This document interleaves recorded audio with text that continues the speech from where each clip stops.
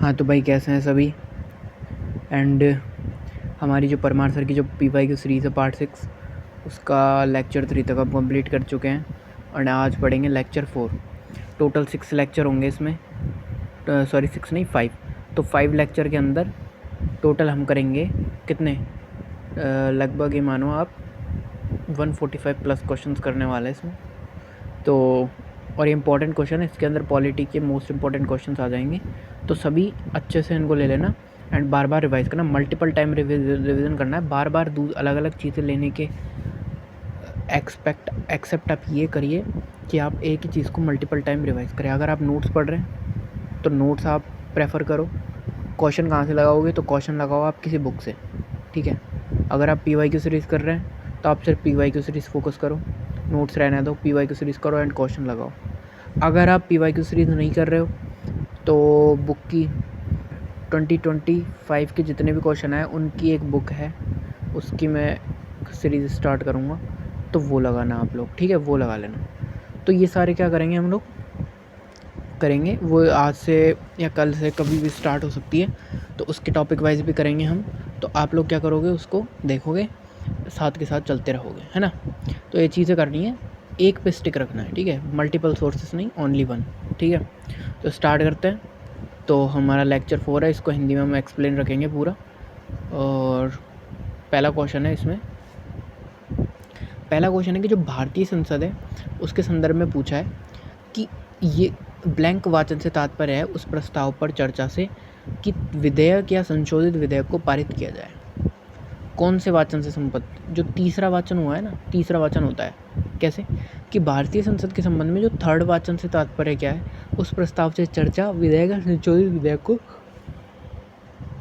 पारित किया जाए, ठीक है। अनुच्छेद 107 के अंदर लिखा हुआ है, तो विधेयकों का परिचय और पारित होना, ठीक है। अनुच्छेद 107 के अंदर क्या है कि विधेयकों का परिचय और पारित होना। साधारण विधेयक लोकसभा और राज्यसभा में समान शक्ति होती है। गतिरोध पैदा कब होगा तो देखेंगे, गतिरोध होता है विधेयक को एक सदन से दूसरे सदन में अस्वीकार कर दिया जाता है दूसरे सदन द्वारा, ठीक है। एक में स्वीकार हो गया, दूसरे में अस्वीकार हो गया, तो वो क्या होगा, एक सेकंड रुकेंगे, हाँ अब रुको। तो क्या है, विधेयक अगर दूसरे सदन में क्या हो गया, अस्वीकार हो गया, विधेयक एक सदन में स्वीकार हो रहा है, दूसरे सदन में अस्वीकार हो गया, तो क्या होगा, गतिरोध पैदा होगा। दोनों सदनों में ने विधेयक में किए जाने वाले जो संशोधन है उन पर अंतिम रूप से असहमति व्यक्त कर दी, दोनों संसद सदनों ने, तो भी क्या होगा, गतिरोध पैदा होगा। विधेयक को दूसरे सदन में पारित किए बिना विधेयक प्राप्त करने के लिए 33 से 6 महीने से अधिक समय बीत चुका है, यानी कि दूसरे सदन में पारित नहीं हुआ और उससे पहले ही 6 महीने बीत गए तो भी गतिरोध पैदा हो जाएगा। तो ये क्या होती है, 3 शर्तें हैं गतिरोध की, आ जाते हैं। गतिरोध मतलब संयुक्त बैठक का प्रावधान है एक अनुच्छेद 108 में ऑस्ट्रेलिया से ग्रहण किया गया संयुक्त बैठक, ठीक है। इसकी अध्यक्षता कौन करता है संयुक्त बैठक की, तो लोकसभा अध्यक्ष अगर अनुपस्थित है तो लोकसभा उपाध्यक्ष, वो भी अनुपस्थित है तो राज्यसभा का उपसभापति, ठीक है। राज्यसभा का सभापति क्या है, राष्ट्रपति किसी भी सदन का सदस्य नहीं होता। जो राज्यसभा का उपसभापति है और उपराष्ट्रपति किसी भी सदन का सदस्य नहीं होता, समझ गए। कौन होता है, उपराष्ट्रपति होता है, राज्यसभा का सभापति, और उपसभापति वहीं से उन्हीं लोगों में से जो राज्यसभा का सदस्य होता है उनमें से ही चुना गया होता है। अब आ जाते हैं भारतीय संसद में विधेयक की प्रक्रिया कैसे कैसे होती है वो देखेंगे। तो देखो क्या है कि पहला है फर्स्ट रीडिंग, पहले फर्स्ट क्या होता है, वाचन होता है, इंट्रोडक्शन होता है, स्टेज परिचय चरण। इसमें क्या होती है, प्रस्तुति होती है, बल्कि इंट्रोडक्शन होता है, कोई डिटेल डिस्कशन नहीं होता है, और also known as introduction stage के नाम से भी जाना जाता है, परिचय चरण, ठीक है। दूसरा होता है द्वितीय वाचन, मोस्ट इंपॉर्टेंट स्टेज होता है। इसमें क्या होता है, सामान्य चर्चा होती है, जनरल डिस्कशन होता है, कमेटी स्टेज होती है, समिति चरण होता है, डिटेल एग्जामिनेशन होता है इसमें। और दूसरा क्या होता है इसमें, कंसाइडरेशन स्टेज यानी विचार चरण, क्लोज बाय क्लोज डिस्कशन होता है, अमेंडमेंट्स होते हैं, डिस्कशंस होते हैं। तो ये मोस्ट इंपॉर्टेंट होता है सेकेंड रीडिंग, ठीक है, रीडिंग द्वितीय वाचन।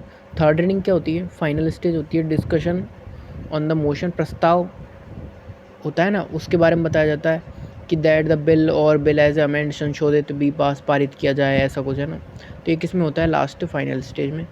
Debate is very limited, debate बहुत ही ज़्यादा लिमिटेड होती है। इसमें क्या होती है, वोटिंग होती है, ठीक है। और इसमें कानून क्या होता है, लॉ बनाया जाता है फिर इसके बाद, है ना। ये अगर कंप्लीट होते ही पहले ये होगा, ये हो गया तो ये होगा, ये हो गया तो ये होता है लास्ट में, ठीक है। और अगर जैसे यहीं रुक गया, जैसे यहीं रुक गया तो यहाँ तक नहीं आएगा। वैसे ज़्यादातर यहाँ तक आते हैं, यहाँ के क्या हो जाते हैं, क्या हो जाते हैं, डिसमिस हो जाते हैं। या तो लॉ बन जाता है या फिर नहीं बनता, गिर जाता है। अब देखो पढ़ेंगे आर्टिकल 64 के अंदर क्या लिख रखा है। तो देखो 52 से 62 तक तो कौन है, राष्ट्रपति। 63 से 72 या 3 तक कौन था, 22 या 73 तक कौन है, उपराष्ट्रपति। तो उपराष्ट्रपति के बारे में ही आएगा। तो उपराष्ट्र 64 में क्या है, उपराष्ट्रपति राज्यसभा का पदेन सभापति होता है। और 89 में भी यही लिख रखा है। दोनों में क्या लिख रखा है, उपराष्ट्रपति राज्यसभा का पदेन सभापति होता है, ठीक है।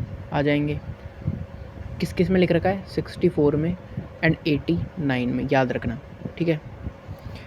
आर्टिकल 88 में क्या लिख रखा है, मंत्रियों और महान्यायवादी के अधिकार। 88 में, ठीक है। किसी भी सदन में बोलने का अधिकार होता है मंत्री और महान्यायवादी को, लेकिन उसी सदन में वोट दे सकते हैं जिसके वो सदस्य, ठीक है। मंत्री और महान्यायवादी के अधिकार होते हैं। महान्यायवादी किसी भी सदन का सदस्य नहीं है, लेकिन उसे वोट के अधिकार के बिना लोकसभा राज्यसभा में बोलने का अधिकार है, वोट के अधिकार के बिना, ठीक है। आ जाते हैं नेक्स्ट क्वेश्चन हमारा।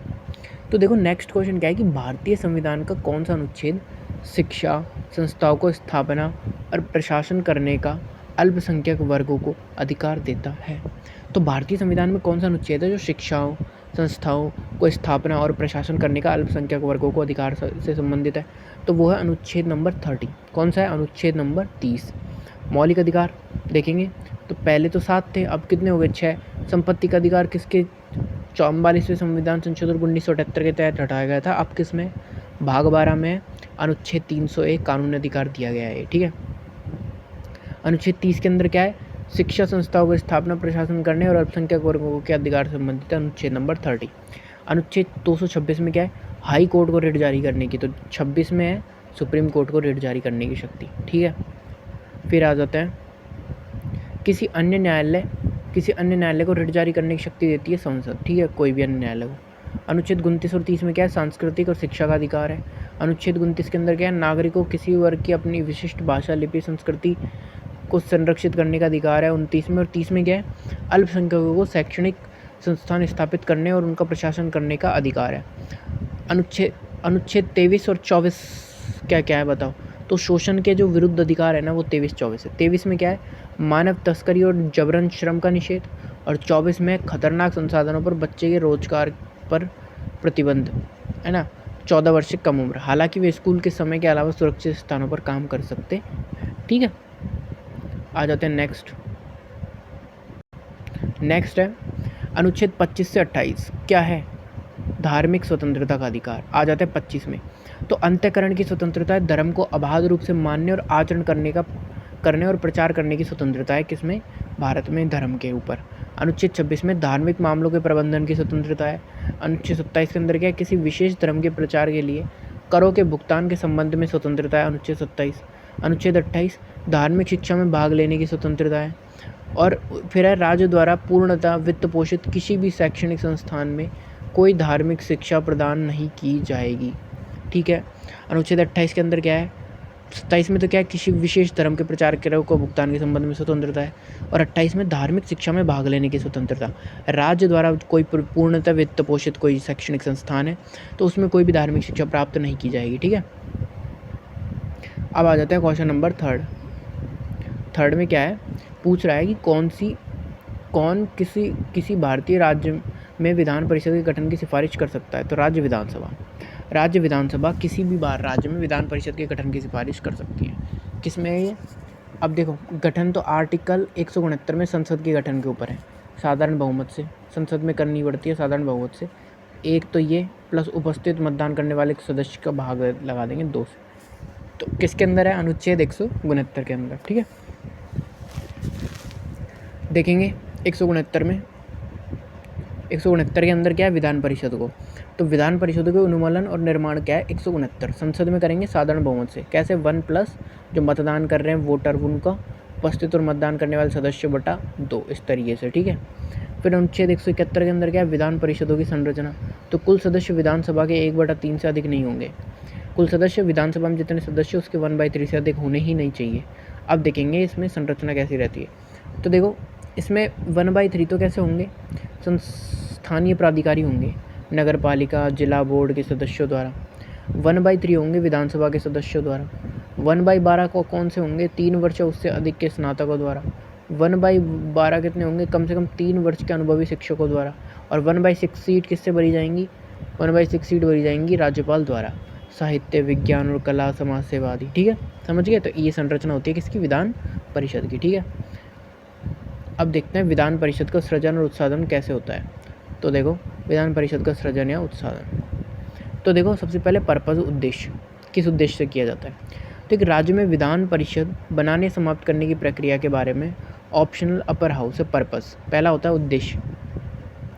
दूसरा है संकल्प, तो राज्य विधानसभा को एक विशेष बहुमत से संकल्प पारित होगा, पहला। फिर स्पेशल मेजोरिटी, तो कुल सदस्यता के 50% से अधिक और उपस्थिति मतदान करने वालों के सदस्य कम से कम 2/3 सदस्यों की आवश्यकता होती है विधान परिषद सृजन करने के लिए। और संसद की भूमिका, राज्य के संकल्प के बाद संसद इस बदलाव के लिए कानून पारित कर सकती है संसद में साधारण बहुमत, ठीक है।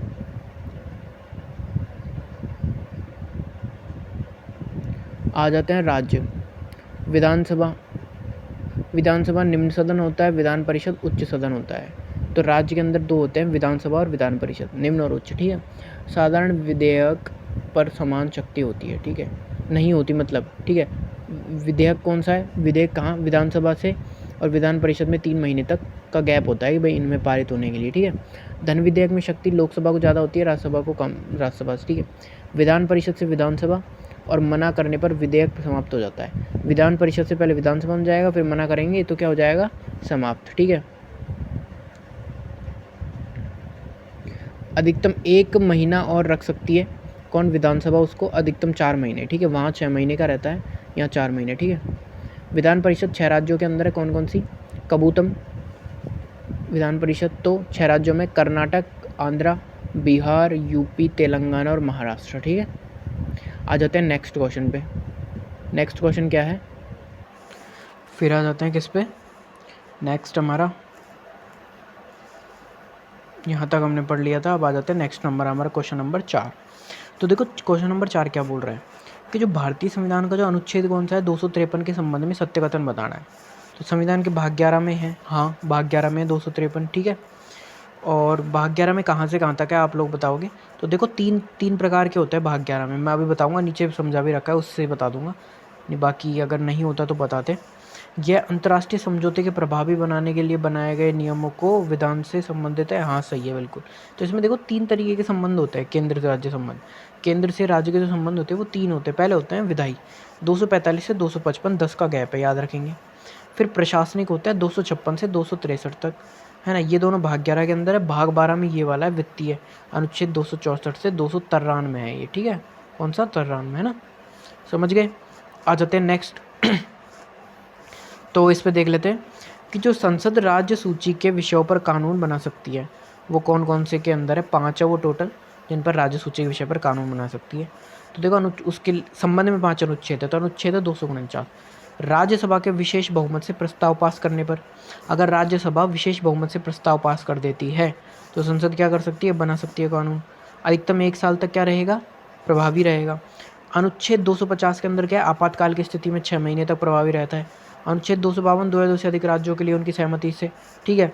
अनुच्छेद 253 अंतर्राष्ट्रीय संधि या समझौते को लागू करवाने के संबंध में। अनुच्छेद 356 राष्ट्रपति शासन के दौरान। तो ऐसे 5 स्थितियों में क्या कर सकती है संसद, राज्य सूची के विषयों पर कानून बना सकती है। इसको बार बार रिवाइज कर लेना आप लोग, इंपॉर्टेंट है ये। फिर आ जाता है अनुच्छेद 253। तो देखो 253 संसद को विशेष शक्ति प्रदान करता है, यह वह किसी भी समझौते या संधि का सम्मेलन को प्रभावी बनाने के लिए कानून क्या करता है, कानून की तरह कानून क्या करता है, कानून की तरह कानून बना सके। संसद को यह अधिकार है कि वह भारत के पूरे क्षेत्र या उसके किसी भी भाग के लिए किसी अन्य देश या देशों के साथ की गई किसी भी संधि समझौते सम्मेलन के क्रियान्वयन हेतु अथवा किसी अंतर्राष्ट्रीय सम्मेलन संघ या अन्य निकाय के लिए किसी भी निर्णय को लागू करने के लिए कानून बना सकती है। ये क्या होता है? संसद को अधिकार प्राप्त है बाई आर्टिकल 253। ठीक है, आ जाते हैं। अब देखो इसका मतलब क्या है। तो क्या है कि संसद को कौन सी विशेष शक्ति प्रदान है? किसी संधि समझौते या सम्मेलन को प्रभावी बनाने के लिए कानून बना सकती है। क्या अधिकार है? और जो भारत का पूरा क्षेत्र है उसके किसी भी भाग है और अन्य देश के साथ की गई संधि समझौते में हमने किसी का क्षेत्र ले लिया है और उसको क्षेत्र कुछ दे दिए, तो वो जो क्रिया हुई है, किसी अंतर्राष्ट्रीय सम्मेलन है, संघ है, अन्य निकाय है, उन सब के लिए क्या कर सकती है? संसद कानून बना सकती है। इसका मतलब ये है, ठीक है, और लागू भी कर सकती है। आ जाते हैं नेक्स्ट।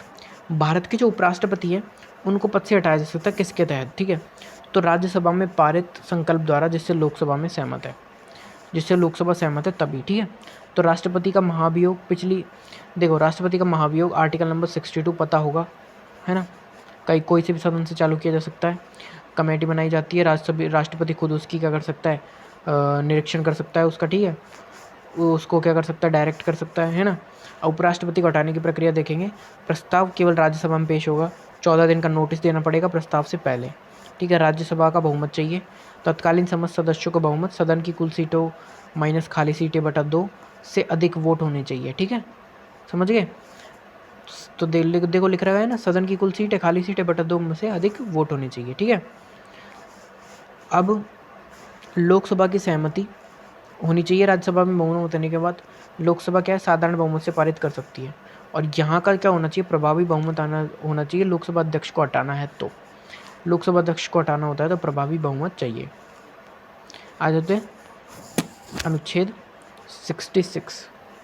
तो उपराष्ट्रपति का निर्वाचन, सभी सांसद, राष्ट्रपति को हटाना। ठीक है, तो क्या है?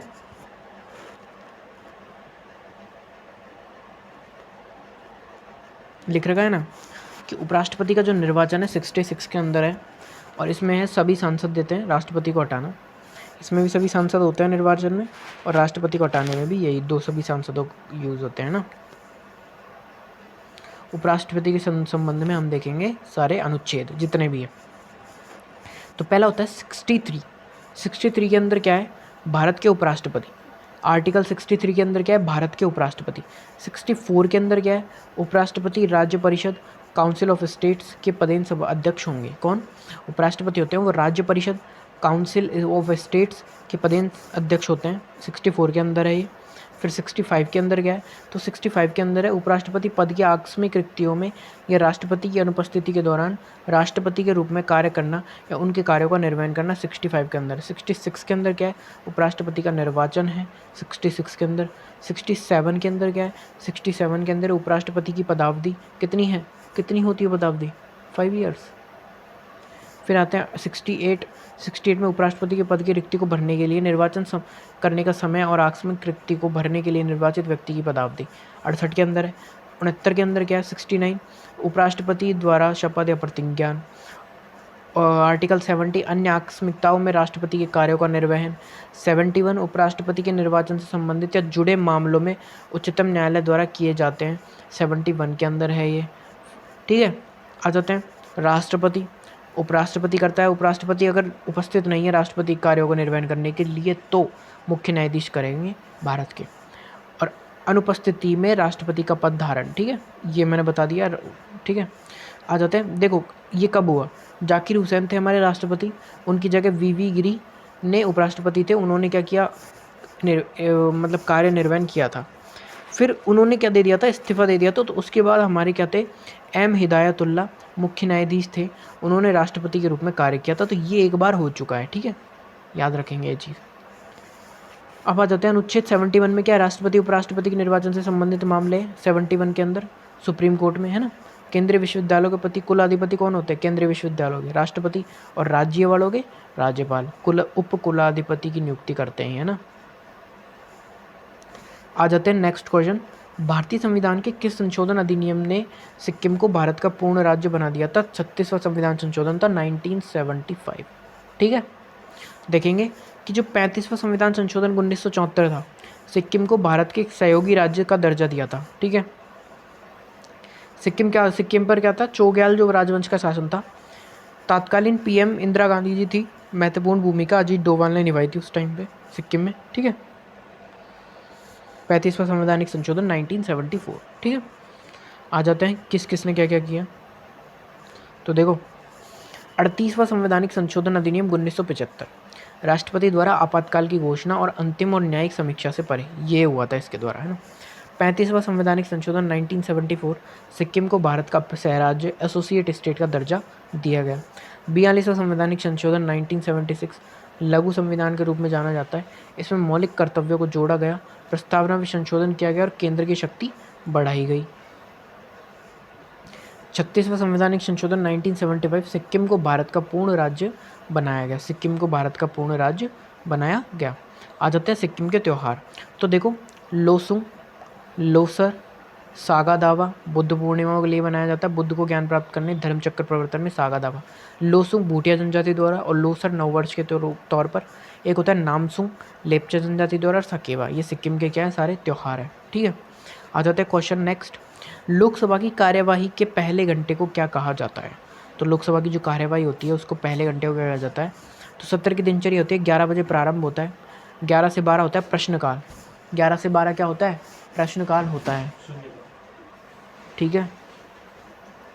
नेक्स्ट आ जाते हैं हम लोग, क्या है जो 12 से 1 का होता है वो क्या होता है, शून्यकाल होता है।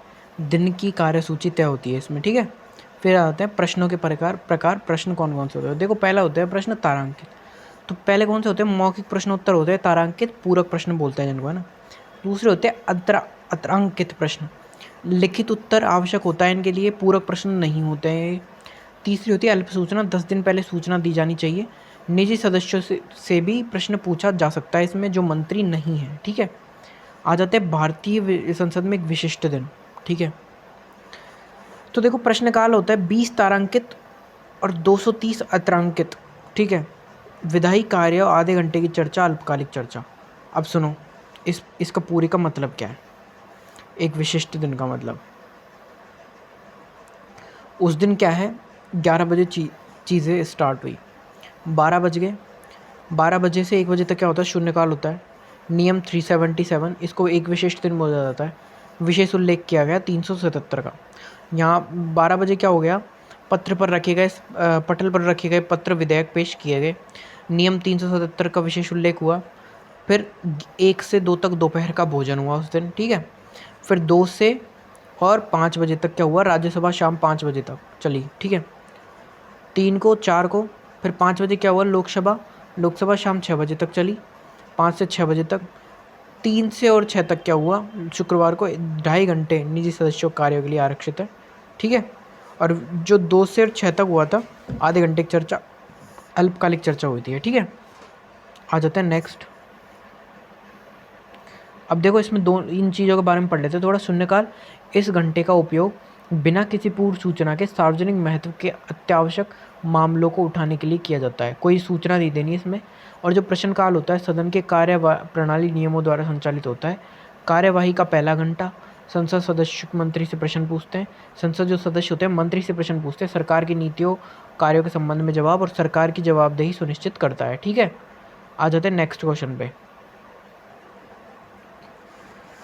फिर आ जाते हैं, शून्यकाल हो गया बिना किसी पूर्व सूचना के, ना। और प्रश्नकाल क्या होता है, मैंने बता ही दिया था। नेक्स्ट क्वेश्चन देखेंगे, क्वेश्चन नंबर 8 में क्या लिख रखा है कि भारतीय संविधान के मौलिक अधिकारों के संबंध में सत्य कथन। मौलिक अधिकार, तो देखो, अनुच्छेद 30 में उपाधियों के उन्मूलन से संबंधित है, गलत। अनुच्छेद 30 किससे संबंधित है, आप लोग एक बार बताओगे। तो हमने पढ़ा था अनुच्छेद 30 किससे संबंधित है, सोचो किससे संबंधित है अनुच्छेद 30। तो अनुच्छेद 30 संबंधित है किससे, अल्पसंख्यकों के हित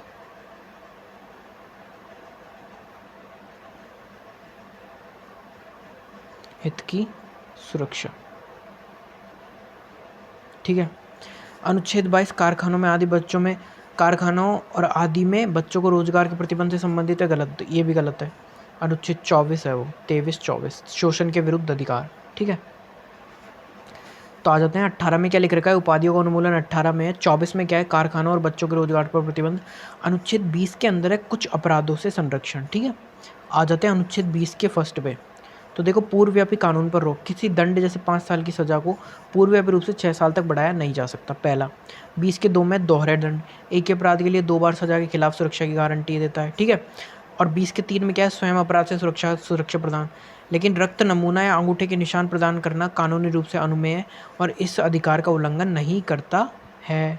नेक्स्ट आ जाते हैं, नेक्स्ट क्या है, भारत।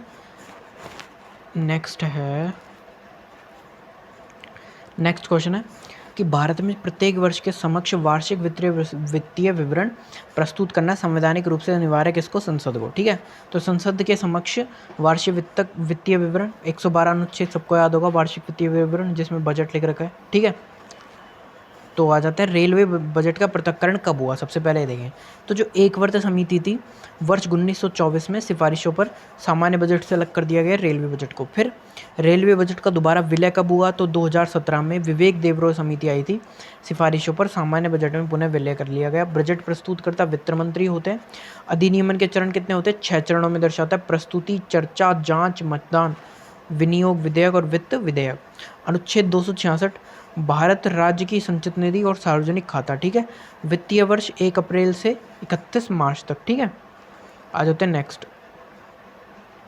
भारतीय संविधान का कौन सा अनुच्छेद समान न्याय और मुफ्त कानूनी सहायता को बढ़ावा देता है, किसको, समान न्याय और मुफ्त कानूनी सहायता। तो 39A, ठीक है, देखेंगे इसमें। तो देखो, अनुच्छेद 36 के अंदर है राज्य की परिभाषा, 37 के अंदर डीपीएसपी न्यायालयों में कानूनी रूप से लागू करने योग्य नहीं है, डीपीएसपी न्यायालयों में कानूनी रूप से, जबकि मौलिक अधिकार जो फंडामेंटल राइट्स है वो है, ठीक है। अनुच्छेद 38 में क्या लिख रखा है, राज्य द्वारा लोगों को कल्याण को बढ़ावा देना। अनुच्छेद 39 में राज्य द्वारा अनुसरण किए जाने वाले कुछ सिद्धांत कौन कौन से हैं।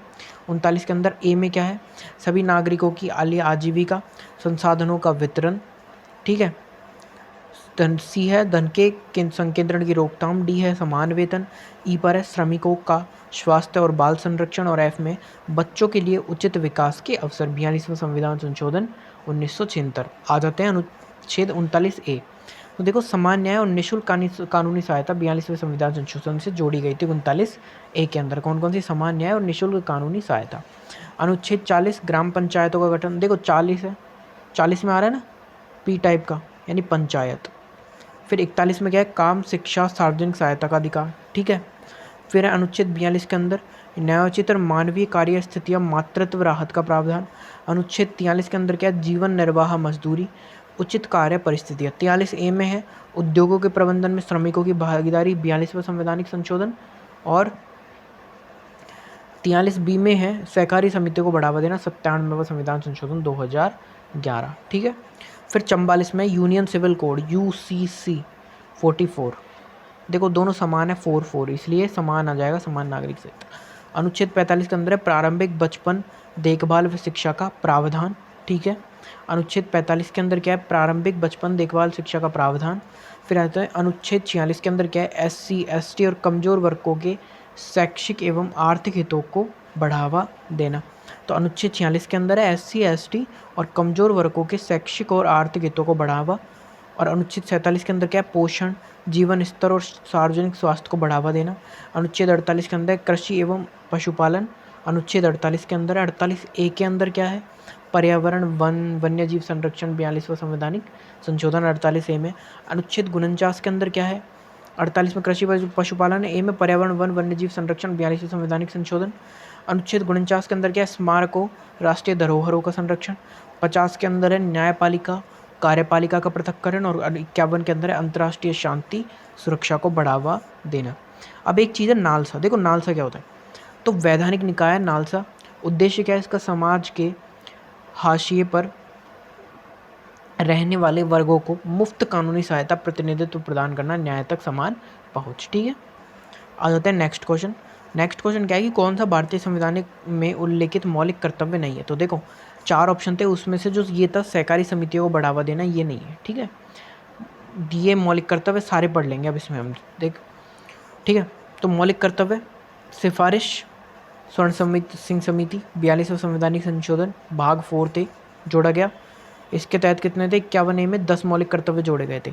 86वें संवैधानिक संशोधन 2002 हुआ, 11वां मौलिक कर्तव्य जोड़ा गया।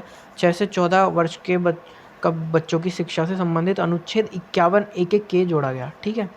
11वां मौलिक कर्तव्य 51 एक का के, ठीक है, समझ गए। पढ़ते हैं पूरे एक एक करके सारे। तो देखो पहला है ए, कौन सा ए, 51 ए का ए, संविधान का पालन करना, उसके आदर्शों, संस्थाओं, राष्ट्रीय ध्वज और राष्ट्रगान का सम्मान करना। तो देखो राष्ट्रगान आ रहा है यानी एंथम, ए से याद हो जाएगा, ठीक है। बी पर है स्वतंत्रता संग्राम के महान आदर्शों का पालन करना, बी में। सी में क्या है, भारत की संप्रभुता, एकता और अखंडता की क्या करना, रक्षा करना, ठीक है। डी पे है देश की रक्षा करना और आवश्यकता पड़ने पर राष्ट्रीय सेवा करना, देश की रक्षा और आवश्यकता पड़ने पर राष्ट्रीय सेवा करना। फिर किस पे, ई पे क्या है, to promote harmony and spirits of brotherhood, ठीक है, ई पे। फिर एफ पे क्या है, एफ क्या है, तो एफ है कि हमारी समृद्ध सांस्कृतिक विरासत को संरक्षण करना, ठीक है। एफ के बाद में जी पर क्या है, प्राकृतिक पर्यावरण हरियाली की रक्षा करना है। एच पर क्या है, वैज्ञानिक दृष्टिकोण, मानवतावाद और जिज्ञासा की भावना को विकसित करना। फिर क्या है, फिर आ जाएंगे एच आ गया। आई पर क्या है, सार्वजनिक संपत्ति की रक्षा करें और हिंसा का परित्याग करें। फिर किस पर, जे कहाँ है, जे ये रहा, सभी क्षेत्रों की उत्कृष्टता की ओर, और के 6 से 14 वर्ष के बच्चों की। तो ये थोड़ा उल्टा पुल्टा हो गया होगा सर की पीडीएफ में, बिकॉज उन्होंने जब बताया होगा ना ये, तो क्या हुआ होगा, थोड़ा सा एआई से बनाया हुआ है ये जो परफॉर्मा बनाया हुआ है, तो एआई कैन मेक्स मिस्टेक्स, हम भी पढ़ते हैं, तो इसलिए ये थोड़ा उल्टा पुल्टा हो गया। तो इसको माइंड ना करते हुए हम आगे बढ़ेंगे नेक्स्ट क्वेश्चन की ओर। नेक्स्ट क्वेश्चन क्या है हमारा,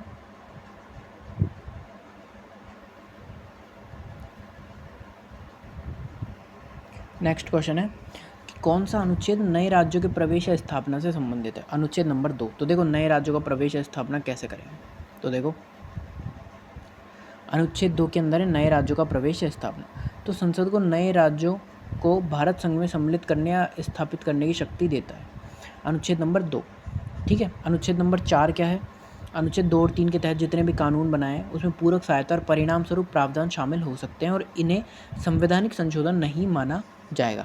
अनुच्छेद नंबर 8 भारत के बाहर रहने वाले भारतीय मूल के व्यक्तियों के नागरिकता अधिकारों से संबंधित है। अनुच्छेद नंबर 7 उन व्यक्तियों की नागरिकता संबंधित है जो 1 मार्च 1947 के बाद पाकिस्तान चले गए थे लेकिन भारत लौटाए, वापस भारत लौटाए, ठीक है, उनके लिए है।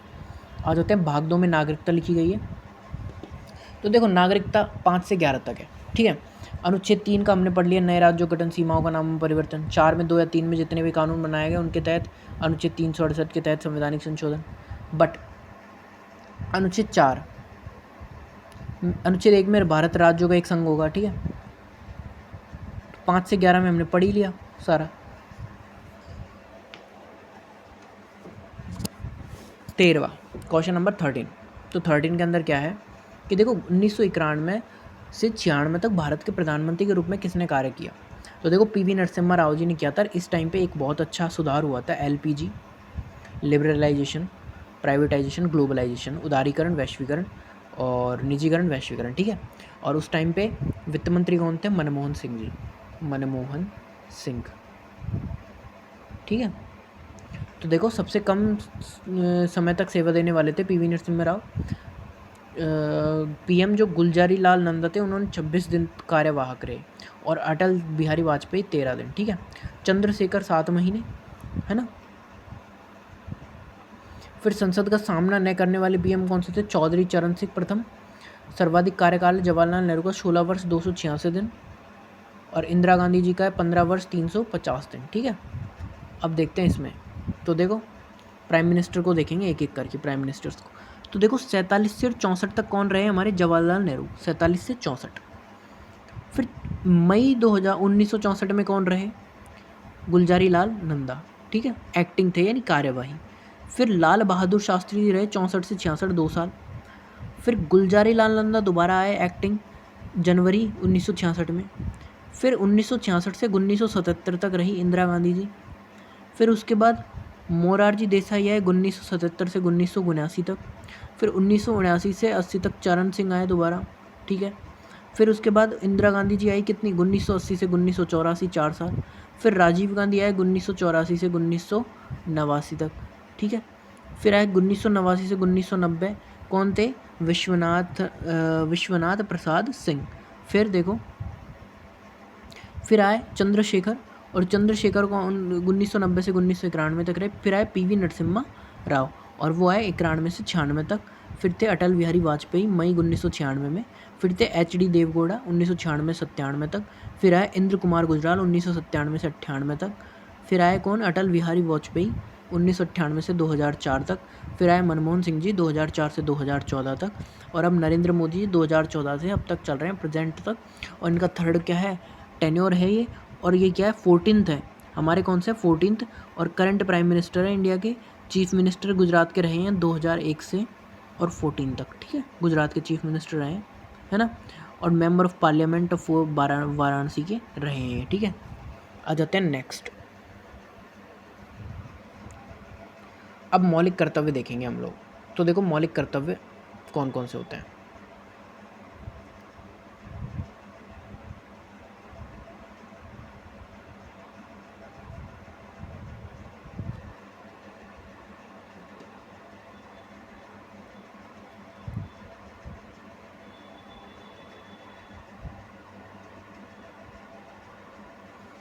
तो देखो मौलिक कर्तव्य, प्राकृतिक पर्यावरण की रक्षा करना। प्राकृतिक पर्यावरण की रक्षा करना मौलिक कर्तव्य है, जो हमारे ऑप्शन में दिया हुआ था उसके हिसाब से, ठीक है।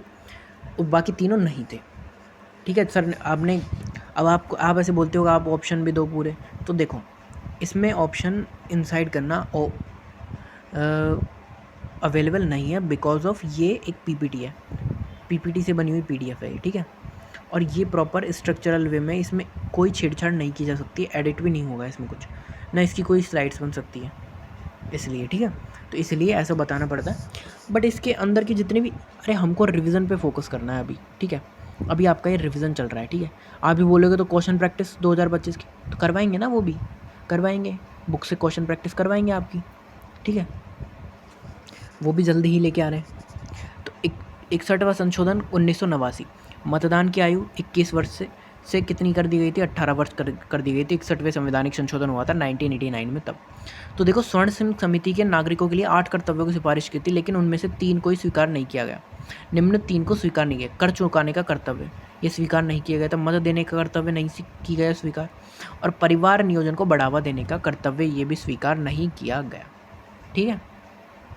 आ जाते हैं नेक्स्ट क्वेश्चन कि कौन सा अधिनियम था, कौन सा अधिनियम है, उसके तहत संघ और व्यक्तिगत प्रांतों दोनों में के लिए एक लोक सेवा आयोग का निर्माण प्रस्ताव किया गया। तो देखो भारत शासन अधिनियम 1935 आया था। कौन लेके आया था, लॉर्ड कॉर्नवालिस। लॉर्ड कॉर्नवालिस लेके आए थे। सिविल सेवा को जनक भी माना जाता है इनको। खुली प्रतियोगिता की शुरुआत की थी इन्होंने 1853 में। कब की थी, 1853 में की थी। फिर आ जाते हैं नेक्स्ट, पार्लियामेंट सुधार आपको पता है 1909, ठीक है। केंद्रीय विधान परिषदों के लिए आया था। संसदों की सदस्यों की संख्या कितनी कर दी थी, 16 से 60। भारत शासन अधिनियम 1919 भी आया था। लोक सेवा आयोग का गठन हुआ। केंद्रीय लोक सेवा आयोग की स्थापना हुई 1926 में, 1924 के ली आयोग के आधार पर, ठीक है।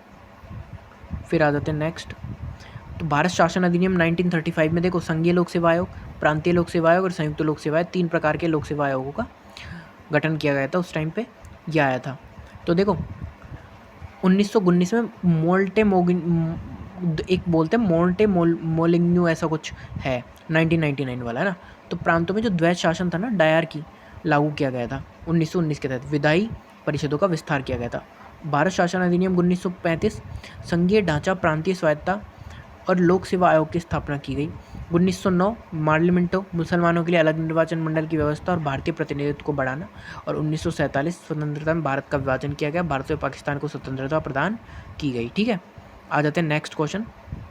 नेक्स्ट क्वेश्चन क्या है कि भारतीय संविधान है हमारा, है ना, क्या है हमारा भारतीय जो संविधान है उसको कौन सा अनुच्छेद संवैधानिक का संशोधन करने में संसद की शक्ति और उसके लिए प्रक्रिया से संबंधित है। तो भारतीय संविधान का कौन सा अनुच्छेद संविधान का संशोधन करने का संसद करने को और संसद की शक्ति और उसके लिए प्रक्रिया से संबंधित है। अनुच्छेद 368 में हम सीधा क्या करते हैं, कॉन्स्टिट्यूशन अमेंडमेंट किसके थ्रू होता है, 368 के थ्रू। ठीक है, तो देखते हैं हम संविधान संशोधनों के बारे में थोड़ा पढ़ लेते हैं। तो देखो, विधान परिषद का गठन और उन्मूलन, अनुच्छेद 2 और 3 के अनुसार परिवर्तन, ये दोनों क्या, देखो संविधान संशोधन कितने प्रकार का होता है, पहले ये देखो। एक तो होता है साधारण बहुमत, उसमें देखो कोई मैक्सिमम हमको उसमें क्या होता है कि बहुमत की आवश्यकता नहीं, मेजोरिटी नहीं चाहिए। उसमें जो उपस्थित होते हैं ना, मतदान करने वाले सदस्यों का बहुमत चाहिए होता है, बस उपस्थित। उदाहरण जैसे नागरिकता, नए राज्यपालों की स्थापना, है ना। और जो विशेष होता है ना, विशेष बोलते हैं, अनुच्छेद 368 के तहत विशेष क्या होता है, बहुमत। तो 368 इसमें क्या होता है, राज्यों के जो होते हैं ना, राज्यपाल या फिर जो MP उनके भी सदस्यों का, उनका भी बहुमत में इंक्लूड होता है। ठीक है, तो देखो साधारण बहुमत से विधान परिषद का गठन और उन्मूलन हो सकता है। अनुच्छेद 2 और 3 के अनुसार परिवर्तन भी किया जा सकता है। अनुच्छेद 368 का यूज़ कब करेंगे हम लोग, तो जब किसी, हाँ एक चीज़ और, जब कोई क्या हो, अलग चीज़ों को 368 के तहत क्या करना हो, इनके अलावा जो बेसिक चीज़ें हैं ना, उनके अलावा हमको विशेष करना हो। ठीक है, जैसे मौलिक अधिकार हैं, मौलिक कर्तव्य। अब हाँ, संरचना होती है ना संविधान की, जो मूल संरचना है, मूल आदर्श है, उनमें क्या होगा, कॉन्स्टिट्यूशन अमेंडमेंट नहीं होगा। ठीक है ना। अब देखो संविधान संशोधन कितने प्रकार के होते हैं, देखते हैं हम लोग। तो देखो संविधान संशोधन टोटल होते हैं 3 टाइप्स ऑफ संवैधानिक संशोधन। कितने टाइप्स, 3। तो देखेंगे, पहला है साधारण बहुमत से। किससे, साधारण बहुमत से। साधारण बहुमत में देखो 368 के दायरे से बाहर है। इसमें उसी तरह के संशोधन किए जाते हैं जैसे सामान्य कानून पारित किए जाते हैं, उस तरीके के। ठीक है, फिर आ जाते हैं विशेष बहुमत। प्रथम श्रेणी के अंतर्गत नहीं आते हैं ये, है ना। संशोधन के लिए प्रत्येक सदन की कुल सदस्यता का बहुमत चाहिए होता है। प्रत्येक सदन की कुल सदस्य, जैसे राज्यसभा है उसके 2 कुल सदस्यों की बहुमत चाहिए, और लोकसभा का कुल सदस्यों को बहुमत चाहिए। प्रत्येक सदन के उपस्थित जो मतदान करने वाले सदस्य होते हैं ना, उनको 2/3 बहुमत होना चाहिए। आ जाते हैं विशेष बहुमत और राज्यों की सहमति।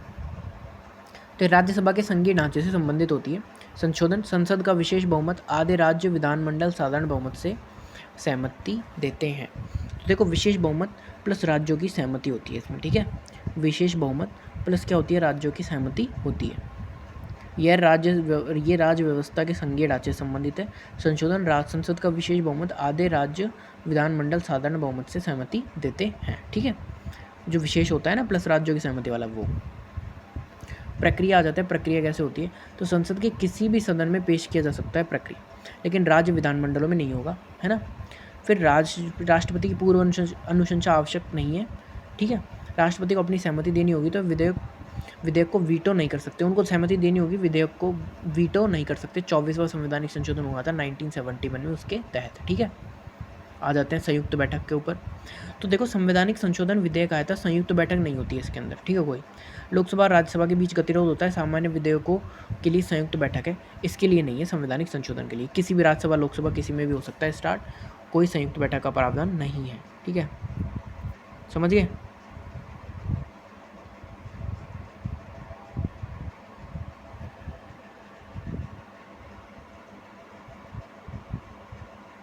आ जाते हैं मतदान। तो देखो मतदान के अंदर क्या है, फिर मतदान में संवैधानिक संशोधन विधेयक है, इसके अंदर क्या है कि जो विशेष बहुमत की आवश्यकता होती है मतदान विधेयक में, है ना, और साधारण बहुमत की आवश्यकता नहीं होती है। ठीक है, अब आ जाते हैं अनुच्छेद 355 के अंदर क्या है। तो देखो संघ का कर्तव्य है कि वह राज्य और बाहरी आक्रमण, आंतरिक अशांति से संरक्षण दे, यह सुनिश्चित करे कि राज्य सरकारें संविधान के अनुसार कार्य करें। तो एक देखो 352 और 356 के बीच एक कड़ी का काम करता है ये 355। ठीक है, समझ गए। आ जाते हैं 368 में क्या है, संवैधानिक संशोधन। 375 में क्या है, संवैधानिक लागू होने के बाद उच्च न्यायालय के न्यायाधीशों के पद पर बने रहने का प्रावधान होता है। अनुच्छेद 394 में क्या है, भारत के संविधान के लागू होने 26 जनवरी 1950 की तिथि से संबंधित है। नेक्स्ट क्वेश्चन आ जाते हैं, भारत में किसी राज्य की पहली महिला मुख्यमंत्री कौन थी। तो देखो सुचेता कृपलानी, कहाँ की थी, यूपी की। ठीक है, 1963 ये उत्तर प्रदेश के मुख्यमंत्री, स्वतंत्रता सेनानी, प्रमुख नेता। ठीक है, तो देखते हैं कि जो 1942 के भारत छोड़ो आंदोलन के समय अरुणा आसफ अली ने बम्बई के गोवालिया टैंक मैदान में झंडा फहराया था। अन्ना चांडी कौन है? केरल के उच्च न्यायालय की पहली महिला न्यायाधीश थी अन्ना चांडी। JB कृपलानी सुचेता कृपलानी के पति थे। ठीक है। भारत का जो पहला अविश्वास प्रस्ताव 1963 में JB कृपलानी द्वारा, अविश्वास प्रस्ताव पहला आया था ना, JB कृपलानी द्वारा PM जवाहरलाल नेहरू के खिलाफ 1962 के भारत चीन युद्ध की करारी हार के बाद पेश किया गया था। ठीक है। तो देखो हमने ये पढ़ चुके हैं कि कौन कौन कब कब राष्ट्रपति आए थे, और ये जितने भी हैं जिन्होंने किस में स्वतंत्रता में योगदान दिया है। तो ठीक है, इसको देख लेना एक बार, थोड़ा मैं ऊपर कर देता हूँ जिससे दिख जाएगा। इसको आप लोग देख लेना एक बार, कौन कौन है कौन कौन नहीं है। ठीक है, जवाहरलाल नेहरू जी हैं, पंडित जवाहरलाल नेहरू हैं, और सरदार वल्लभ भाई पटेल हैं, राजेंद्र प्रसाद हैं, और हमारे कौन हैं, मौलाना अबुल कलाम आज़ाद हैं, ये डॉक्टर कौन है, जॉन मथाई हैं, ये कौन है, सरदार कौन है, बलदेव सिंह है, डिफेंस के हमारे, जगजीवन राम है। ठीक है, तो ये सब है ना। राजकुमारी अमृत कौर हैं, भीमराव अम्बेडकर जी हैं। तो ये सब जिन्होंने स्वतंत्रता में योगदान दिया था। नेक्स्ट क्वेश्चन कि जो भारतीय परिषद अधिनियम 1892 विधान परिषदों के भारतीय की भागीदारी के सीमित विस्तार का प्रतिनिधित्व करता है। भारतीय सदस्यों के चयन के संबंध में इस अधिनियम की उल्लेखनीय विशेषता क्या थी? देखो तो क्या थी, इसने क्या था, गवर्नर जनरल द्वारा कुछ भारतीय सदस्यों के नामांकन की अनुमति दी और निर्वाचन मंडलों के माध्यम से अप्रत्यक्ष चुनाव की व्यवस्था प्रदान की। इसने जो आया था ना भारतीय परिषद अधिनियम 1892। तो देखो जो 1909 का जो अधिनियम था उसने भारतीय समाज के सीमित विशेषाधिकार प्राप्त वर्गों को मतदान करने का अधिकार दिया था। 1919 के अधिनियम ने विधान परिषदों को बजट के 1/3 हिस्से पर मतदान करने की अनुमति दी थी। ठीक है, नेक्स्ट आ जाते हैं क्वेश्चन नंबर 19। तो देखो 1854 के जो वुड्स डिस्पैच ने भारतीय शिक्षा प्रणाली के कई महत्वपूर्ण बदलावों की सिफारिश की थी। कौन सी इसकी प्रमुख सिफारिश थी? तो देखो प्राथमिक स्तर से लेकर विश्वविद्यालय स्तर तक की शिक्षा, एक व्यापक प्रणाली की स्थापना जिसमें उच्च स्तर पर अंग्रेजी को शिक्षा का महत्व, शिक्षा का माध्यम बनाया जाए। तो जो 1854 का जो वुड्स डिस्पैच आया था उसमें जो भारतीय शिक्षा प्रणाली थी उसमें क्या है, क्या क्या किया गया था, प्राथमिक स्तर से लेकर विश्वविद्यालय स्तर तक शिक्षा की एक व्यापक प्रणाली की स्थापना की गई थी जिसमें उच्च स्तर पर अंग्रेजी शिक्षा का माध्यम बनाया जाए। देखो मैकाले का मिनट आया था 1835 में, उसमें क्या था, अधोमुखी निस्पंदन सिद्धांत बोलते हैं अंग्रेजी शिक्षा का माध्यम कहा जाता है। वुड डिस्पैच ने इसे अस्वीकार कर दिया। ठीक है, तो देखो वुड डिस्पैच के बारे में पढ़ते हैं। 1854 है ना, तो 1854 में सर चार्ल्स वुड द्वारा जारी किया गया था। भारत में अंग्रेजी शिक्षा का मैग्ना कार्टा माना जाता है। तो देखो जो शिक्षा की शिक्षा की स्तरीय व्यवस्था को त्रिस्तरीय बना दिया था इसने। कौन कौन सी? हायर, सेकेंडरी और प्राइमरी, है ना, उसी के अकॉर्डिंग चल रहे हैं हम भी।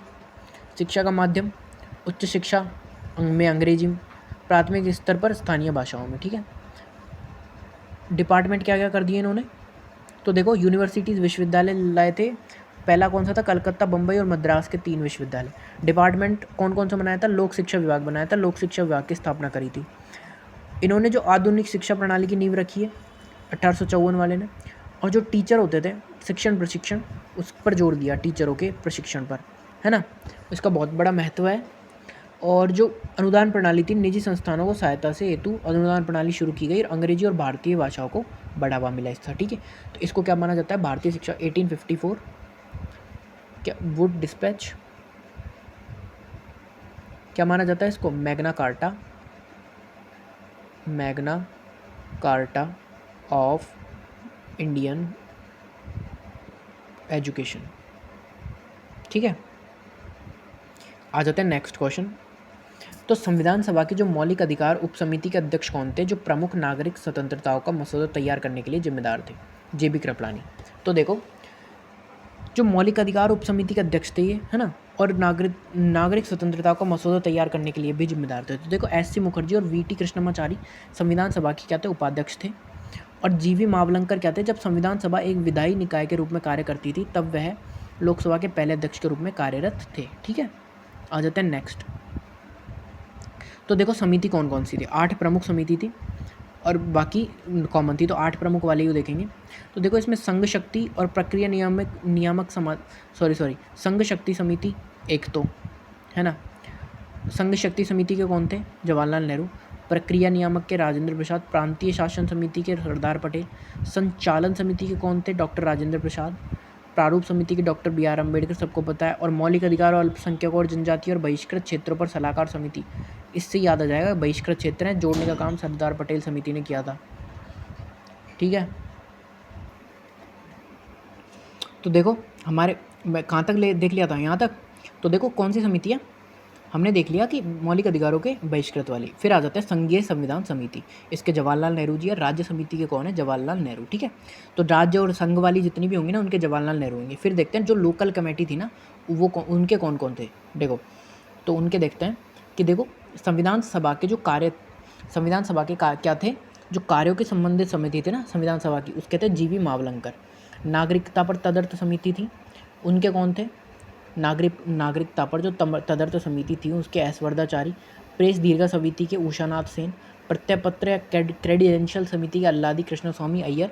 ठीक है, फिर कार्य संचालन समिति के कौन थे, ऑर्डर ऑफ बिजनेस के KM मुंशी। वित्त और कर्मचारी स्टाफ समिति के कौन थे, डॉक्टर राजेंद्र प्रसाद। मुक्त आयुक्त प्रांतों के कौन थे, तो मुक्त आयुक्त प्रांतों के लिए समिति के थे B पट्टाभी सीतारामैया। फिर आवास हाउस कमेटी के B पट्टाभी सीतारामैया। सर्वोच्च न्यायालय पर तदर्थ समिति के एस वर्धाचारी। और जो भाषाई प्रांत के, जो भाषाई प्रांत के थे वो कौन थे, एस के धर। ठीक है, याद रखना एस के धर और एस वर्धाचारी में कंफ्यूज नहीं होना है। वित्तीय प्रावधानों पर विशेषज्ञ समिति के नलिनी रंजन सरकार। प्रारूप संविधान की जांच के लिए विशेष समिति पर जवाहरलाल नेहरू। और राष्ट्रीय ध्वज पर तदर्थ समिति के डॉक्टर राजेंद्र प्रसाद। ठीक है, ये टोटल हो गए हमारे। अब आ जाते हैं क्वेश्चन नेक्स्ट, कि जो हमारा कौन सा निर्देशक सिद्धांत है गांधीवादी दर्शन से प्रेरित है। तो देखो 4 थे हमारे। तो देखो नीति निर्देशक जो सिद्धांत है DPSP, इनको है ना 3 भागों में बांटा था हमने, सामाजिक आर्थिक सिद्धांत, गांधीवादी सिद्धांत और उदारवादी सिद्धांत। ये संविधान में उल्लेखित नहीं है, सिर्फ समझने के लिए हमने इनको बांटा था। ठीक है, तो उनमें देखो 4 ऑप्शन दिए गए थे। अनुच्छेद 40 वाला है, ये ऑप्शन दिया गया था ग्राम पंचायतों का संगठन। दूसरा दिया गया था समान कार्यों के लिए समान वेतन, समान नागरिक संहिता और पर्यावरण संरक्षण। तो देखो अनुच्छेद 40 के अंदर है ग्राम पंचायतों का संगठन। अनुच्छेद 39 में समान कार्यों के लिए समान वेतन, 44 में यूनियन सिविल कोड और अनुच्छेद 48A में पर्यावरण संरक्षण। ये उदारवादी है, ये भी उदारवादी है, सामाजिक आर्थिक है। तो गांधीवादी कौन सा हो गया था, ग्राम पंचायत वाला, है ना। कौन सा हो गया, गांधीवादी। ये सही आंसर था। अब देख लेते हैं गांधीवादी है कौन कौन से। तो देखो अनुच्छेद 40 ग्राम पंचायत गांधीवादी है। अनुच्छेद 43 श्रमिकों के लिए जीवन निर्माण मजदूरी और उचित कार्य परिस्थितियाँ। अनुच्छेद 43 भी सहकारी समितियों को बढ़ावा देना। अनुच्छेद 46 SC ST और कमजोर वर्गों के शैक्षिक और आर्थिक हितों को बढ़ावा देना। अनुच्छेद 47 पोषण, जीवन स्तर और सार्वजनिक स्वास्थ्य को बढ़ावा देना।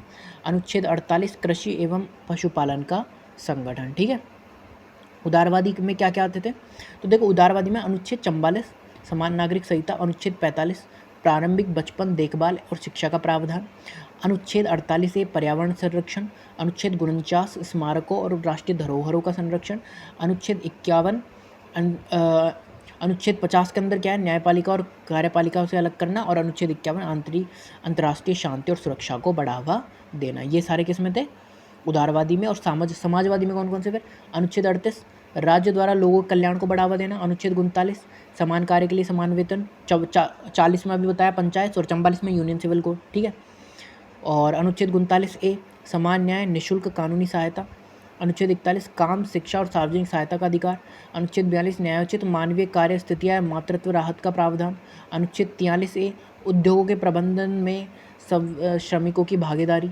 अनुच्छेद 43 एंड 47। ठीक है, ये भी किस में थे, समाजवादी में थे। ठीक है, देखो हीरालाल सामरिया के नेतृत्व में कौन सा वैधानिक निकाय भारत में सूचना का अधिकार अधिनियम 2005 को लागू करने में महत्वपूर्ण भूमिका निभाता है, कौन, तो देखो केंद्रीय सूचना आयोग। तो देखते हैं, इसको विधिक निकाय भी बोलते हैं। अधिनियम 2005 के तहत गठन होता है इसका। ठीक है, तो अध्यक्ष का कार्यकाल 3 वर्ष 65 वर्ष होता है। ठीक है, 3 वर्ष तो होता है और 65 वर्ष मैक्सिमम तक कर सकता है वो। पुनर्निर्वाचन नहीं होता। चुनाव में PM भाग लेते हैं, विपक्ष के नेता, लोकसभा के और केंद्रीय मंत्री। केंद्रीय सूचना आयोग RTI जिसको बोलते हैं विधिक निकाय है। अधिनियम 2005 के तहत इनका गठन हुआ था। RTI का जो जवाब है वो देना 30 दिन के भीतर क्या होता है, कंपलसरी।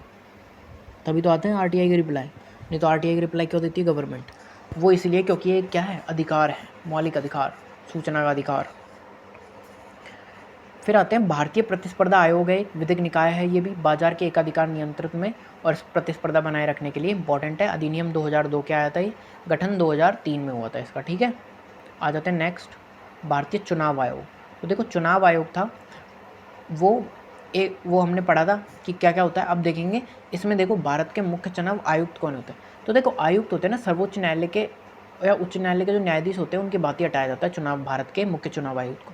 और संसद में प्रस्ताव पारित होने के बाद चुनाव आयुक्त कौन होते हैं, तो चुनाव आयुक्त को तो राष्ट्रपति जी हटा देते हैं हमारे मुख्य चुनाव आयुक्त की सलाह पर। ठीक है, चुनाव आयुक्त में कितने होते हैं, टोटल 4 के समथिंग होते हैं। फिर आ जाते हैं नेक्स्ट क्वेश्चन कि किस अधिनियम ने पहली बार भारत में फेडरल कोर्ट संघीय न्यायालय की शुरुआत की थी। तो देखो भारत सरकार अधिनियम 1935 आया था, गठन हुआ था 1937 में, 1950 तक चला था। इसमें क्या था कि 28 जनवरी 1950 में सर्वोच्च न्यायालय की स्थापना तक ये चला था। और इसमें आया था अनुच्छेद 135, जो अनुच्छेद 135 क्या बोलता है कि जो संघीय न्यायालय की जो शक्तियाँ हैं उनके बारे में 135 के अंदर। तो सर्वोच्च न्यायालय की स्थापना पहले भारत में संघीय न्यायालय सर्वोच्च न्यायिक प्राधिकरण के रूप में कार्य करते थे। संघीय न्यायालय, सर्वोच्च न्यायालय को इन पूर्व संघीय न्यायालयों के अधिकार क्षेत्र में प्रयोग करने का अधिकार है। ठीक है, आ जाता है नेक्स्ट क्वेश्चन। तो संविधान के भाग 3 ये का जो अनुच्छेद कौन सा है 33 क्या कहता है, तो वो बोलता है संसद को सशस्त्र बलों के सभी मौलिक अधिकारों को निलंबित करने की अनुमति देता है। अब देखो, तो पहले संविधान संशोधन से क्या क्या जोड़ा गया था वो देखते हैं हम लोग। तो देखो 9वीं अनुसूची 31B और 31A, ठीक है, 1951 में। तो देखेंगे भूमि सुधारों और राज्य द्वारा संपत्ति के अधिग्रहण से संबंधित कानूनों की मौलिक अधिकारों के उल्लंघन के आधार पर अदालत में चुनौती दिए जाने से बचाता है अनुच्छेद 14 और 19। ठीक है, भूमि सुधार अधिनियम। ठीक है, 9वीं अनुसूची में शामिल कानूनों को न्यायिक समीक्षा सुरक्षा प्रदान करता है। कौन सा, 31B, और 31A वाला हमने पढ़ ही लिया। ठीक है, इसमें था एक RI कोल्हे मामला 2007। उसमें क्या था कि 24 अप्रैल 1973 के बाद संविधान की 9वीं अनुसूची में शामिल किए गए कानूनों को भी न्यायिक समीक्षा की जा सकती है। 32 के अंदर रिट किसकी, सुप्रीम कोर्ट की। हाई कोर्ट की किसके अंदर है, 226। ओके, अनुच्छेद 33 के अंदर क्या है, कुछ वर्गों के लिए मौलिक अधिकारों को संशोधित या सीमित करना। सशस्त्र बलों के सदस्य लोक व्यवस्था बनाए रखने, बल, गुप्तचर या प्रतिगुप्तचर संगठनों में कार्यरत व्यक्ति को क्या है, इनके लिए क्या है, मौलिक अधिकार संशोधित किया जाता है, निलंबित भी किया जा सकता है। 33 के अंदर है। 34 के अंदर क्या है, तो यदि किसी क्षेत्र में मार्शल लॉ लागू है तो यह मौलिक अधिकारों का प्रतिबंध लगाता है। सैन्य कानून है, ब्रिटेन से लिया गया है। अनुच्छेद 35 के अंदर क्या है, संसद को कुछ मौलिक अधिकारों के प्रवर्तन से संबंधित कानून बनाने के लिए विशेष शक्ति प्राप्त है। ठीक है, नेक्स्ट आ जाता है कि भारतीय संविधान के तहत राज्यपाल के पास किस प्रकार की शक्ति नहीं होती। तो देखो विधायी शक्ति होती है 213, 123 में राष्ट्रपति की होती है विधायी शक्ति। ठीक है, फिर आते हैं कार्यकारी शक्ति होती है 154, न्यायिक शक्ति 161 होती है, कूटनीतिक शक्ति नहीं होती है। राष्ट्रपति तीनों सेनाओं का प्रमुख होता है, जल, थल और वायु। और अनुच्छेद 165 में क्या है, राज्य का महाधिवक्ता। और 76 में क्या है, 76 -89 करके देखें ना, तो किसका है, महान्यायवादी, केंद्र का। ठीक है, केंद्र का ही होता है महान्यायवादी। तो बट इसलिए बताया कि कुछ लोग समझ नहीं पाए कि महान्यायवादी होता क्या है। तो केंद्र का सर्वोच्च विधि अधिकारी होता है महान्यायवादी। राज्य सरकार का सर्वोच्च कानून अधिकारी कौन होता है, महाधिवक्ता। और राज्यपाल द्वारा क्या होता है, नियुक्त होता है। ठीक है, आ जाते हैं नेक्स्ट। तो देखो कानूनी कार्यवाही में द्वितीयक साक्ष्य का क्या मतलब होता है। तो देखो द्वितीयक साक्ष्य क्या होते हैं, खास मामलों में मूल दस्तावेजों की कॉपी या प्रतिलिपि होती है, उन विकल्प के लिए ली जा सकती है। ठीक है, उनको बोलते हैं द्वितीयक साक्ष्य। तो ये इसमें लिखा गया है कि यांत्रिक प्रक्रिया का उपयोग करके मूल दस्तावेजों से क्या बनाते हैं हम, उनकी प्रतिलिपियाँ बनाते हैं जो पक्षकारों के विरुद्ध होती हैं। तो उसको क्या बोलते हैं, विषय वस्तु मौखिक विवरण हो तो वो क्या होता है, द्वितीयक साक्ष्य की तरह काम करता है। अब देखो जो अनुच्छेद 13 है ना, उसका पूरा स्टेटमेंट है ये, है ना उसका। तो देखो उसको इन्होंने क्वेश्चन बना दिया कैसे, कि जो भारत के सर्वोच्च न्यायालय की न्यायिक समीक्षा की शक्ति क्या है, मुख्य रूप से किन अनुच्छेद से संबंधित है, किससे, जो न्यायालयों के संविधान को गारंटीकृत मौलिक अधिकारों के साथ असंगत या उल्लंघन करने वाले कानूनों को अमान्य करने में सक्षम बनाती है। अगर कोई जैसे स्वतंत्रता से पहले या संविधान बनाने से पहले कोई कानून ऐसा है जो मौलिक अधिकारों को हनन कर रहा है, तो क्या होगा उसके तहत, कुछ नहीं, वो क्या होगा, निलंबित कर दिया जाएगा, वो मान्य नहीं होगा, अमान्य घोषित हो जाएगा। तो देखो क्या बना दिया, स्टेटमेंट में बना दिया ना इन्होंने क्वेश्चन, ऐसे ही है। इसी तरीके से एसएससी क्या कर रही है, डीप क्वेश्चंस बना रही है। डीप मतलब लॉन्ग, इनको पढ़ने में टाइम लगे, टाइम का खेल हो गया पूरा। अनुच्छेद 13 के अंदर है। ठीक है, तो देखो 12 में देख लेते हैं राज्य की परिभाषा है। तो राज्य की परिभाषा में क्या, सरकार, संघ कार्यपालिका, भारत की संसद, प्रत्येक राज्य का कौन, विधानमंडल, भारत सरकार, भारत के क्षेत्र के भीतर सभी स्थानीय और अन्य प्राधिकरण। ठीक है, अनुच्छेद 13 में क्या, मौलिक अधिकारों के असंगत है उनका हनन करने वाले कानून। तो संविधान लागू होने से पहले बनाया गया कोई भी कानून न्यायपालिका द्वारा अमान्य घोषित कर दिया जाएगा यदि वह मौलिक अधिकारों का उल्लंघन करता है। तो देखो बताया था वही है, वही चीज़ है इसमें। अब सुनो, यह 368 के तहत किए गए संशोधन पर लागू नहीं होगा, ये भी है। फिर 137 के अंदर क्या है कि सर्वोच्च न्यायालय को अपने ही सुनाए गए फैसला आदेशों की समीक्षा करने की शक्ति है, 137। और अनुच्छेद 17 क्या है, अस्पृश्यता का उन्मूलन। अनुच्छेद 15 के अंदर क्या दे रखा है वो पढ़ेंगे हम लोग। तो देखो इसके अंदर खंड 1 क्या है, खंड 1 के अंदर दे रखा है कि सामान्य भेदभाव पर निषेध है। कैसे कि राज्य किसी भी नागरिक के साथ धर्म, केवल धर्म, मूल वंश यानी जाति, लिंग या जन्म स्थान के आधार पर भेदभाव नहीं करेगा। खंड 2 के अंदर सार्वजनिक स्थानों पर समानता, तो किसी भी नागरिक को केवल उपरोक्त आधारों पर दुकान, होटलों, सार्वजनिक मनोरंजन के स्थानों, सरकारी निधि से वित्त पोषित कुओं, तालाबों और सड़क का उपयोग करने से नहीं रोका जाएगा। तीसरा क्या था इसके अंदर, महिला और बच्चों के लिए अपवाद, तो राज्य महिला और बच्चों के लाभ के लिए विकास विशेष प्रावधान बनाने का अधिकार है। 4 के अंदर SC ST पिछड़े वर्गों के लिए, तो राज्य को सामाजिक और शैक्षणिक रूप से पिछड़े वर्गों का, अनुसूचित जनजाति SC और ST के उन्नति के लिए विशेष प्रावधान की छूट है। ठीक है। फिर क्या है कि शिक्षण संस्थानों में प्रवेश SC SC और OBC, तो राज्य के पिछड़े वर्गों SC ST के लिए शिक्षण संस्थानों, निजी और गैर सहायता प्राप्त सहित में प्रवेश के लिए विशेष प्रावधान आरक्षण करने का अधिकार है, अल्पसंख्यक संस्थानों को छोड़कर। फिर आते हैं खंड 6, तो आर्थिक रूप से कमजोर वर्ग EWS, राज्य को आर्थिक रूप से कमजोर वर्गों EWS के नागरिकों के लिए शिक्षण संस्थानों के प्रवेश के लिए विशेष प्रावधान करने का अधिकार है, जिसमें अधिकतम 10% आरक्षण शामिल। ठीक है। आ जाते हैं 28। देखो 28 में क्या है, अब 28 में पूछा है कि जो माउंटबेटन जो योजना थी ना हमारी, मतलब ब्रिटिश गवर्नमेंट की जो माउंटबेटन योजना आई थी, तो उसमें क्या शामिल था वो पूछा है इन्होंने। उसमें शामिल क्या था इनमें से, तो देखो, तो भारत और पाकिस्तान के लिए जो स्वायत्त राज्य बनाए थे ना इन्होंने, ऑटोनॉमी वाले, कौन से, ऑटोनॉमी के, भारत और पाकिस्तान के लिए कौन से, ऑटोनॉमी के, वो क्या थे, भारत और पाकिस्तान के लिए माउंटबेटन योजना में शामिल थे। ठीक है। माउंटबेटन योजना 3 जून 1947, भारतीय स्वतंत्रता अधिनियम 1947। ठीक है। तो देखो कुछ ही महीनों में शक्ति को भारतीय हाथों में सौंपना, ठीक है, आया था ये। फिर भारत का अंतिम ब्रिटिश गवर्नर जनरल भी कौन था, माउंटबेटन, फरवरी 1947 से और स्वतंत्रता तक इसका कार्यकाल रहा। ठीक है। और अंतिम ब्रिटिश गवर्नर जनरल था, अंतिम एवं प्रथम एकमात्र भारतीय था गवर्नर जनरल, कौन, C राजगोपालाचारी। ठीक है। नेक्स्ट क्वेश्चन है कि भारत में जो 28वें नए राज्य झारखंड की स्थापना किस वर्ष की गई थी, तो 15 नवंबर 2000 को हुई थी, और ये बिहार से अलग हुआ था। 2000 में और MP से छत्तीसगढ़ अलग हुआ और UP से उत्तराखंड अलग हुआ। ठीक है। फिर आते हैं राज्यों के भाषाई पुनर्गठन समितियाँ, तो देखो पहली आई थी SK धर समिति 1948। इसने कहा कि प्रशासनिक सुविधा के आधार पर राज्यों की पुनर्गठन न कि भाषाई के आधार पर। फिर आई थी JVP समिति 1948, जवाहरलाल नेहरू, वल्लभ भाई पटेल और पट्टाभी सीतारामैया, इसने भाषाई आधार पर राज्यों बनाने के लिए खारिज कर दिया इन्होंने। फिर देखो 1952 में क्या हुआ कि अलग तेलुगु भाषी राज्य बनाने के लिए भूख हड़ताल के कारण जो पोटी श्री रामल्लू थे, उनकी मृत्यु के कारण आंध्र प्रदेश बना 1 नवंबर 1953। ठीक है। तो ये बना था 1953 में, है ना, 1952 में बना था 1 नवंबर, है ना। फिर आया फजल अली आयोग, राज्य पुनर्गठन आया 1953। इसके सदस्य थे न्यायमूर्ति फजल अली, KM पणिक्कर और HN कुंजरू। ठीक है। तो इन्होंने क्या है, एक भाषा एक राज्य के सिद्धांत को तो हटा दिया, लेकिन भाषाई आधार पर राज्यों का पुनर्गठन स्टार्ट कर दिया। सिफारिश क्या दी, 1955। तो राज्य पुनर्गठन अधिनियम 1956, उसमें क्या है, 7वां संशोधन अधिनियम 1956। ठीक है। इसके अंदर क्या है कि 1950 में राज्यों का 4 तरीके से वर्गीकरण किया गया, भाग A, B, C and D। ठीक है, खारिज कर दिया गया इसको, और इसको हटाकर क्या लाया गया, 1 नवंबर 1956 में 14 राज्य बनाए गए और 6 केंद्र शासित प्रदेश बनाए गए। समझ में आया। तो देखो राज्य पुनर्गठन का कानूनी क्रम कैसे देखते हैं, आम, गुना है, मैम, तुस्सी, गाँव और मोजलो, उस हिसाब से समझेंगे हम। तो देखो आम, तो आ से आ जाएगा आंध्रा, 1 नवंबर 1956 पूर्ण राज्य। फिर आम में से महाराष्ट्र, और गु से गुनाह, मतलब गुनाह, आम गुनाह है ना, तो गुनाह से जी यानी कि गुजरात, महाराष्ट्र और गुजरात 1960 में।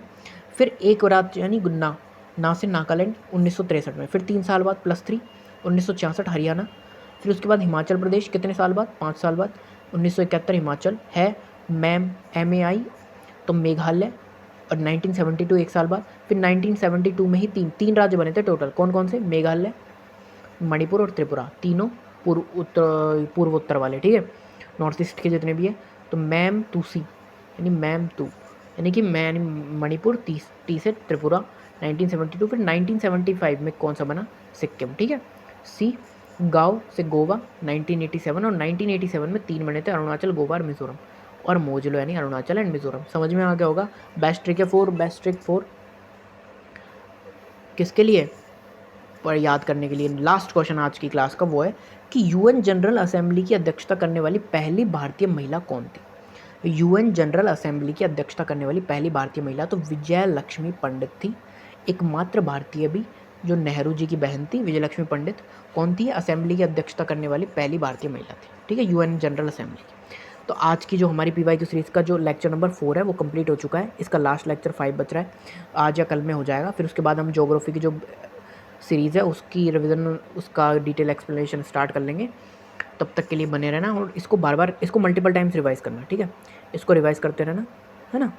और जो इसकी जो टॉप 100 वाली जो इसकी PDF है वो मैं आपको प्रोवाइड करवा दूँगा, जो सर ने ली थी, वो टेलीग्राम में मिल जाएगी आप लोगों को, तो वहाँ से ले लेना और बने रहना वीडियो में।